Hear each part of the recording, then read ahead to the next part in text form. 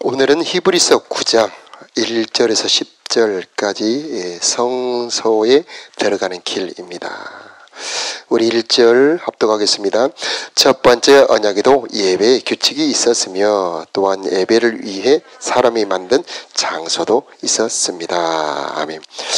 우리가 오늘 말씀이죠. 8장 5절을 한번 읽어보도록 하겠습니다. 8장 5절 시작. 그들이 섬기는 성소는 하늘에 있는 성소의 모형과 그림자에 불과합니다. 모세가 성막을 지을 때 하나님께서는 너는 모든 것을 내가 산에서 내게 보여준 대로 주위에서 짓도록 하여라 하고 지시하셨습니다. 아멘. 유대인들의 이 성전에 대한 정말 자부심은 대단한 것이었습니다. 그들이 하나님께 예배 드린다는 것에 대해서 무궁한 긍지를 느꼈는데 그것은 모형과 그림자에 불과하다 이렇게 말씀하고 있습니다. 그 모든 성전과 예배의 실체는 바로 예수님이다 이렇게 말씀을 하고 있습니다. 그래서 그 모든 성전 기구 예배 이런 것들은 예수님이 얼마나 좋은지를 보여주고 있으며 동시에 그것이 얼마나 한계를 가지고 있는지를 알려주고 있다 이렇게 말할 수가 있겠습니다. 그래서 2절부터 5절까지는 그 성막의 구조를 간단하게 말하고 있고 7절, 6절, 7절에는 그들이 드리는 예배의 한계를 간단하게 말을 하고 있습니다. 그래서 우리가 짧기 때문에 2절, 3절, 4절 함께 읽어볼까요? 시작. 우리의 먼저 성막이 세워졌습니다. 성막의 앞부분은 성소라 불렀습니다. 그것에는 촛대 빵이 놓여진 상이 있었는데 하나님을 위해 거룩하게 예비된 것입니다. 3절 휘장으로 가려진 성소 안쪽에는 지성소라고 하는 작은 방이 있었습니다. 그곳에는 향을 피우는 금제단과 금으로 입혀진 법궤가 놓여 있었습니다. 법궤 안에는 만나를 담은 금항아리와 아론의 쌍난 지팡이 그리고 옛 언약이 새겨진 돌판이 들어 있었습니다. 5절도 법궤 위에는 하나님의 영광을 나타내는 날개 달린 생물인 그룹들이 날개로 뚜껑을 덮고 있었습니다. 그러나 지금 이런 것들에 대해서 일일이 다 말할 수는 없습니다. 아멘. 이 성전의 모든 기구들, 구조들은 우리들에게 베푸는 은혜의 목록들입니다. 거기에 드려지는 모든 예배 제사의 과정들은 우리들을 위해서 베푸시는 은혜의 과정들입니다. 그래서 그 하나하나를 통해서 예수님을 보여주고 있는 것입니다. 그래서 여기서 보면은 8절 말씀이 우리 중요한데 함께 읽어보겠습니다. 시작. 성령은 이것을 통해 옛 성막 제도가 그대로 남아있을 때는 지성소로 들어가는 길이 아직 열려있지 않다는 것을 보여주셨습니다. 여기서 지성소로 들어가는 길, 지성소로 들어가는 길, 바로 이게 예수님을 보여주고 있는 거고 우리들에게 베푸시는 은혜 지성소로 들어가는 길이 되어주시고 문을 열어주신 분이 바로 우리 예수님이다 이렇게 말씀하고 있는 것입니다. 여러분 지성소 때를 따라 돕는 은혜를 베푸는 곳이죠. 지성소 은혜의 보좌입니다. 여기에 수정같이 맑은 생수의 강이 흐르는데 바로 이게 우리가 마실 참된 생명수가 되는 겁니다. 이 지성소에 들어갈 때 자유가 있어요. 바울과 실라가 우리가 잘 아는 것처럼 빌립보 감옥에서 묶여서 매를 맞고 갇혀 있을 때 바울과 실라가 기도하며 찬송할 때 갑자기 옥타가 흔들리잖아요. 거기에 지성소가 임재한 겁니다. 하나님이 오신 거죠. 이 지성소는 자유케 하는 힘이 있습니다. 주는 영이시니 주의 영이 계신 곳에는 자유함이 있느니라. 그 지성소에서는 계시가 있습니다. 그 5절에 보면은 이 날개 달린 생물인 그룹들이 그 뚜껑을 덮고 있는데 그 날개의 사이에 두 그룹 사이에서 음성이 들립니다. 모양은 보이지 않는데 거기서 소리가 들립니다. 거기가 바로 하나님이 계신 곳이고 그 음성이 하나님의 음성입니다. 거기서 말씀하신 것은 이루어지게 되어 있습니다. 그 말씀은 능력 능력의 말씀이고 생명의 말씀이고 우리가 가야 될 방향을 계시해 주는 말씀입니다. 모세는 그 지성소로 들어가서 그 하나님의 음성을 듣습니다. 그래서 이스라엘 백성들을 인도할 수가 있었습니다. 이 새벽에도 그 날개 사이에서 말씀하시는 하나님의 음성을 듣는 여러분의 마음 되시기를 축복합니다. 그랬을 때 기쁨이 있고요. 그래서 지성소는 우리 신앙의 목표이자 또 우리 신앙의 우리 인생의 힘의 근원이 바로 지성소가 되는 겁니다. 그래서 지성소로 들어가는 길이 열리게 되는 것. 바로 그게 우리 주 예수 그리스도다. 그러나 6절, 7절 보면은 아직 지성소로 들어가는 길이 열리지 않았다는 것을 말씀하고 있는데 우리 6절, 7절 함께 읽어보겠습니다. 시작. 이 모든 것이 성막 안에 준비되어 있어서 제사장들은 매일 첫째 방에 들어가 예배를 드렸습니다. 그러나 두 번째 방에는 오직 대제사장만이 1년에 한 번 들어갈 수 있었습니다. 또 대제사장도 피 없이는 결코 그곳에 들어갈 수 없었습니다. 그는 그 피를 자기 자신과 백성의 죄를 위해 하나님께 드렸습니다. 이것은 그들이 모르고 지은 죄를 위하여 드리는 것입니다. 그래서 8절 다시 한번 읽어봅니다. 시작. 성령은 이것을 통해 옛 성막 제도가 그대로 남아있을 때는 지성소로 들어가는 길이 아직 열려있지 않다는 것을 보여주셨습니다. 성령께서 보여주신 것은 옛 성전의 한계입니다. 왜 대제사장만, 일반 백성들은 절대로 꿈도 못 꾸죠. 제사장들도 못 들어갑니다. 오직 대제사장만 1년에 딱 한 번만 들어갈 수 있는 것. 왜 그렇게 들어갈 수 없느냐? 엄청난 위험의 장소입니다. 두려움의 장소입니다. 왜 두려운 것이냐? 감히 그 크신 하나님, 창조의 근원이신 분, 능력의 근원이신 분, 권능의 주인 되신 하나님이 계시는 곳에 죄인된 사람이 들어갈 수가 없는 겁니다. 그런데 예수님이 때를 따라 언제든지 들어갈 수 있도록 길을 열어주셨다는 것입니다. 우리 예수님 우물가의 여인 사마리아 여자에게 초청합니다. 누구든지 목마르거든 내게 와서 마시라. 이 물을 마시는 자마다 다시 목마르겠지만 내가 주는 물을 마시는 자는 다시는 목마르지 않냐고 그 속에서 영생하도록 솟아나리라 그렇게 말씀하셨잖아요. 그 생수의 샘이 어디냐면 바로 지성소입니다. 주님의 보호자 곁에서 흐르고 있습니다. 그 샘이라고 하는 것은 그런 우리가 아는 그런 물이 아닙니다. 주님과 교제를 통해서 주시는 기쁨입니다. 그 에덴에서 흘렀죠. 네 강이 되어 흘렀잖아요. 이것은 사방으로 흐르는 하나님의 기쁨, 주님을 만나는 자들에게는 기쁨의 강, 기쁨의 샘이 터지는 겁니다. 그래서 구약에는 간신히 두려움 가운데 1년에 한 번 대제사장만 들어갈 수 있었던 그 지성소에 이제 신약의 시대는 누구든지 때를 따라 어떤 형편, 어떤 처지에 있든지 간에 예수를 힘입어 들어갈 수 있게 되었다는 것이죠. 바울과 실라가 들어갔고요.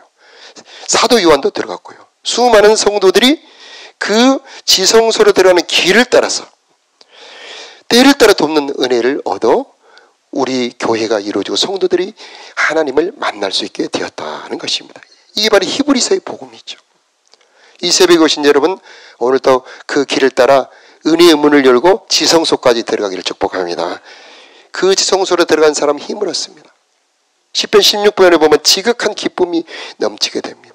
그 기쁨은 어떤 환난도 넉넉히 이길 수 있게 만들어주는 겁니다. 환난 중에도 즐거워할 수 있게 됩니다. 거기에서 들려주시는 음성, 그분과 나누는 대화는 생명의 계시가 되는 겁니다. 그래서 예배 때마다 지성소에 들어가길 원합니다. 이런 기도를 드려야 되고 그 지성소까지 들어갈 수 있도록 도와주시는 분, 내가 그를 가까이 오게 하려니 그가 내게 가까이 나오리라. 예레미야의 말씀이죠. 내가 가까이 오게 하지 않고 그 누가 감히 내게 가까이 올 수 있겠느냐 이렇게 말씀합니다. 그래서 그 우리에게 가까이 갈 수 있도록 도와주시는 분이 예수 그리스도인데 어떻게 도와주시느냐? 그게 성막을 통해 보여주십니다. 그래서 성막에는 문이 총 3개가 있고요. 7개의 기구가 있죠. 그 모든 과정들이 주님 앞에 가까이 가는 예수님의 은혜를 보여주고 있습니다. 그래서 번제단에서는 몸을 드릴 때 그 하늘의 불이 내려와서 태워버립니다. 육신에 속한 것, 세상에 속한 것 가지고 하나님 못 만납니다.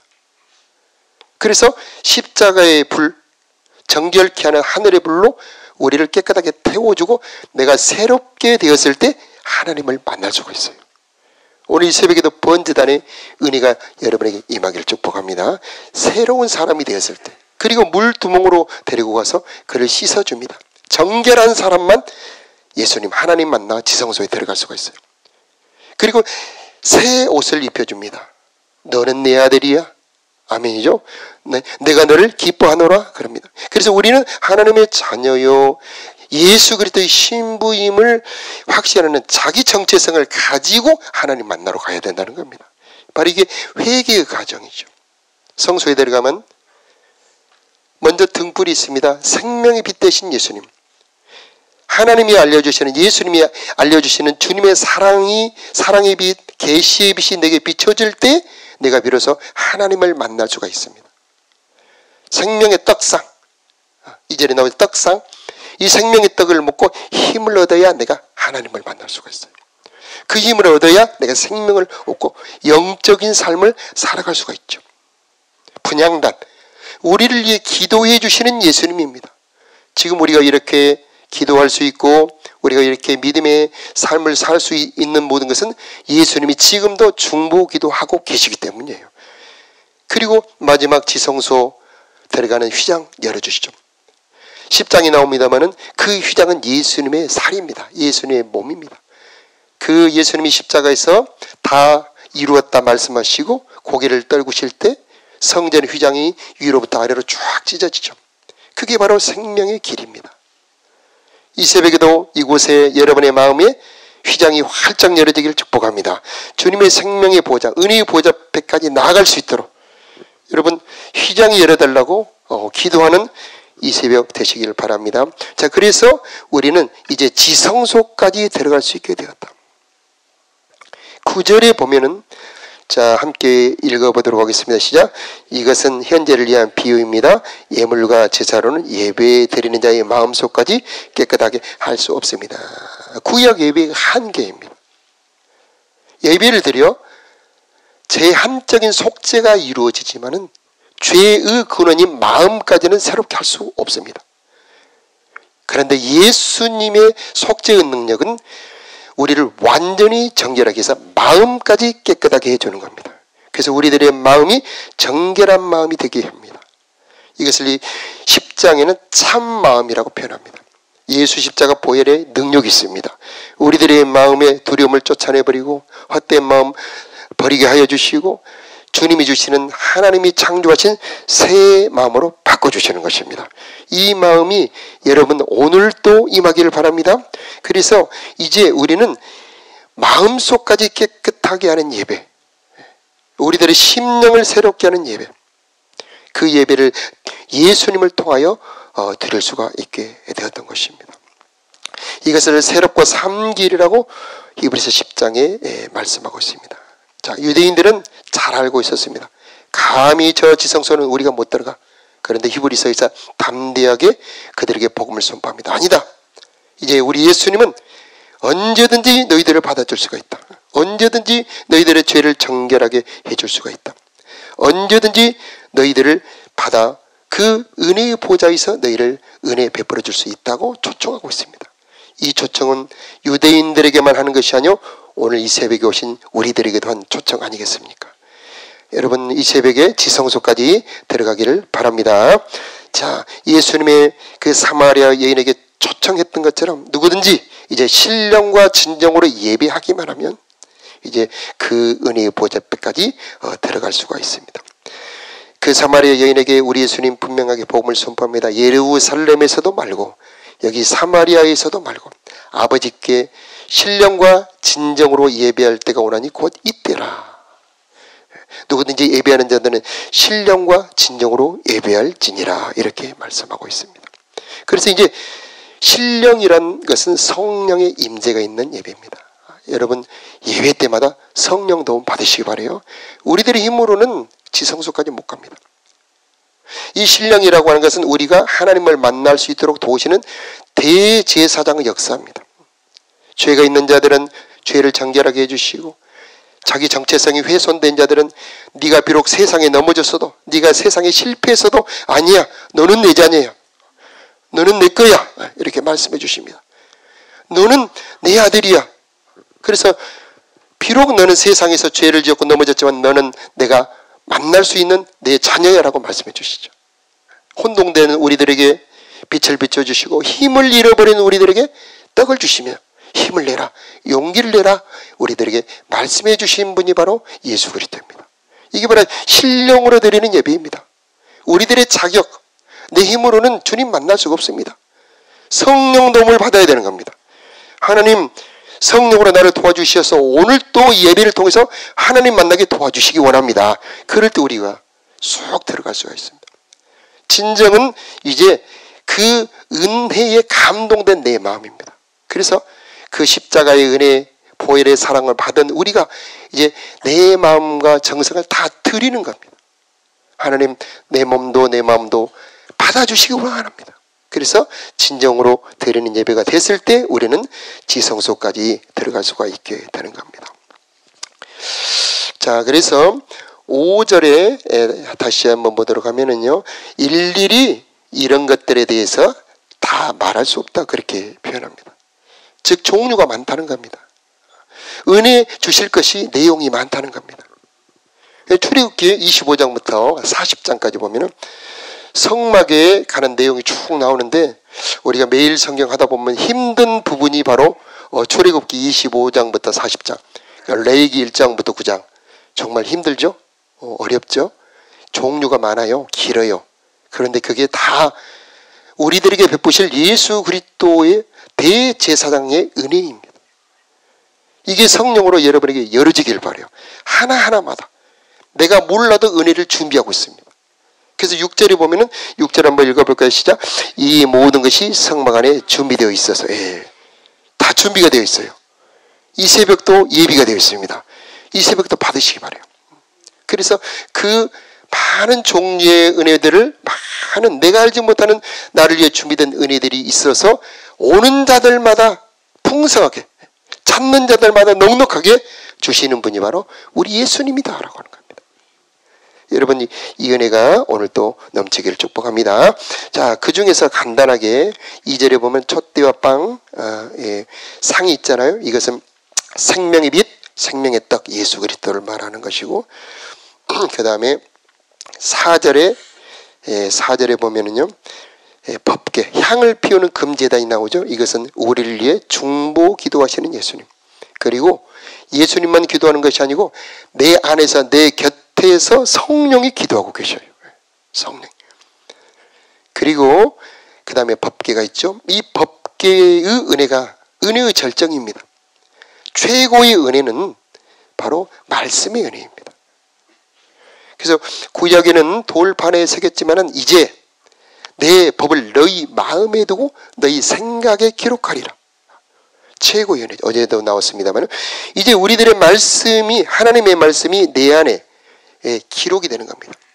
그래서 모세가 이렇게 곱게 다듬은 돌, 평평한 돌을 가지고 거기에 하나님이 친수, 하나님의 손가락으로 거기에 그 십계명의 말씀을 새길 때 그 돌은 지극히 거룩한 돌이 되는 겁니다. 그 돌을 중심으로 이스라엘 백성들이 진행하고 모든 삶의 중심이 그 돌판을 중심으로 이루어지게 되죠. 여러분의 마음에, 여러분의 생각에 하나님의 말씀이 기록이 되면 여러분의 마음과 생각이 지극히 거룩해지는 것입니다. 거기에 하나님의 임재가 있습니다. 말씀이 있는 곳에 하나님이 계시죠.